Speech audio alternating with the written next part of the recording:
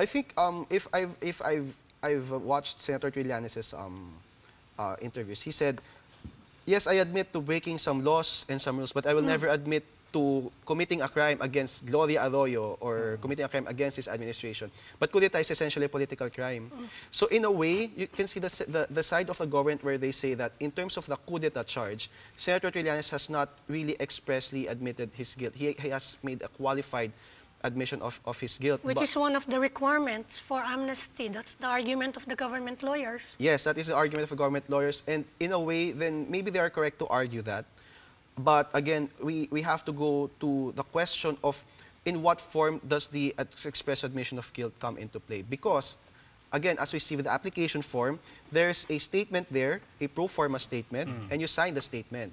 So, in a normal circumstances, that is your express admission of something. That is your express statement. So, pagka nagpunta ako sa airport, I click, yes, I packed my own bags. No, I did not I did not get anybody. That is an express that is your statement. That is your express statement because that is the idea naman behind the delegation of powers. You make things faster, more efficient.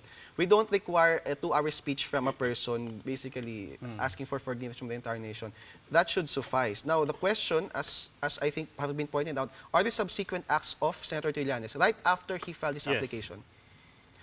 Because in a way, it defeats the spirit of the amnesty. Oh, parang nakaisa ka eh. Yes, exactly. Parang, it's like, you know, it's like signing something but later on in front of the public, you're going to say, I actually didn't mean that. It defeats the purpose of the amnesty. So in a way, there's some point there. There is some argument there. So again, this is a question that I'm interested in knowing the answer to by the Supreme Court. Sir, let me ask you a hypothetical. If Judge Soriano renders a decision that is in conflict with the decision of Judge Alameda, where does that leave us? Does somebody have to step in or pwede magdedmahan yung dalawang magkatabing ano? Well, yeah, pwede sila magdedmahan because they're co-equal, right? Judge Alameda is supreme in his own court.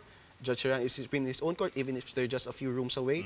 But if that's the case, then if it goes up to the Court of Appeals or the Supreme Court, one of them is wrong.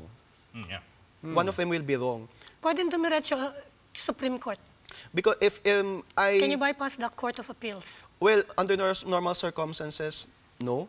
But the Supreme Court, maybe because of the circumstances of this case, the public interest in this case, it could take cognizance of it directly. It could also include it as among the issues in the pending petition filed by Senator Trillanes. Eh, binalik na nga dun sa RTC. Or then, exactly, so now the parties will bring the findings of the RTC to that petition, and then maybe, I don't know if Professor Hilbayan, Professor Agabin can counter that in the Supreme Court, but it will be very hard for them to do so. But essentially, the Supreme Court is still waiting.